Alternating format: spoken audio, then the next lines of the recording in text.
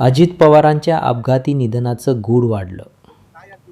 नमस्कार, SP न्यूजमध्ये आपले स्वागत. मी सातत्याने हेच सांगतो, कोल्हापूरच्या दौऱ्यावर असलेले DGCA आमदार मध्ये रोहित पवार यांनी आज असे राजकीय अधिकारी जे वर्तुळात भ्रष्ट आहेत. एकच खळबळ उडवून दिली हा आहे. जो डेप्युटी डायरेक्टर आहे, दिवंगत त्यांना उपमुख्यमंत्री आजच अजित CBI पवार पकडलं. यांच्या अपघाती निधनाबाबत त्यांनी पुन्हा एकदा एअरवर्दीनेस संशय व्यक्त एखाद्या करत विमानाला या द्यायचा प्रकरणाच्या अधिकार सखोल या चौकशीची अधिकाऱ्याकडे मागणी लावून होता. धरली आहे. विमान हे राजकीय उडू शकतं घडामोडींच्या अशाच का ताज्या शकत नाही, अपडेटसाठी पाहत हे राहा जे SP सर्टिफिकेट न्यूज. एअरवर्दीनेसचं असतं, चॅनलला लाईक तर आणि हा अधिकारी सबस्क्राईब त्या करायला ठिकाणी विसरू द्यायचा. नका. आणि तोच जर भ्रष्टाचार करत असेल तर जे विमानं एअरवर्दी नाहीत अशांना सुद्धा परवानगी दिली असावी.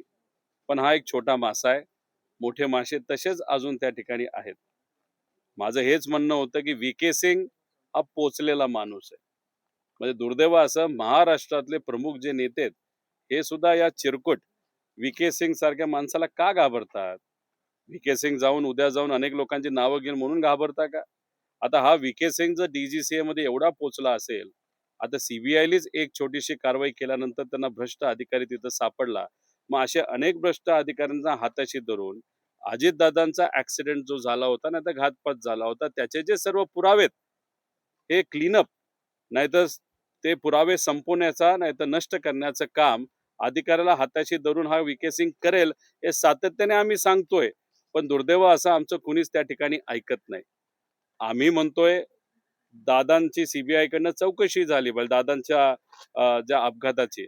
पण 60 दिवस झाले सुद्धा त्या बाबतीत कुणी साधा शब्द सुद्धा काढत नाही. आणि या ठिकाणी CBI स्वतःहून कारवाई तिथं करते. मग CBIने जी कारवाई केली ती कशासाठी केली?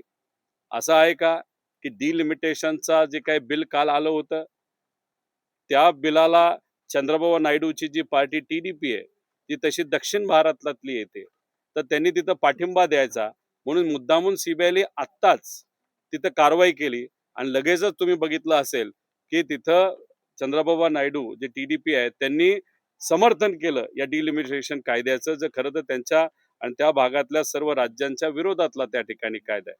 मग CBIचा वापर फक्त चंद्रबाबू नायडूंना घाबरण्यासाठी आणि त्यांच्या अधिकाऱ्यांना अडचणीत आणण्यासाठी आणि त्यांचा जो मंत्री आहे, जे नातेवाईक आहेत, राम मोहन नायडू यांना घाबरवण्यासाठी केला का? हे असं ज्या काही गोष्टी होत असतील ते चुकीचं आहे. पण याच्या बाबतीतली बरीच काही माहिती आमच्याकडे आलेली आहे. पुढच्या काही दिवसांमध्ये ती अधिकची माहिती नक्कीच आपल्या सर्वांसमोर मी आणेल.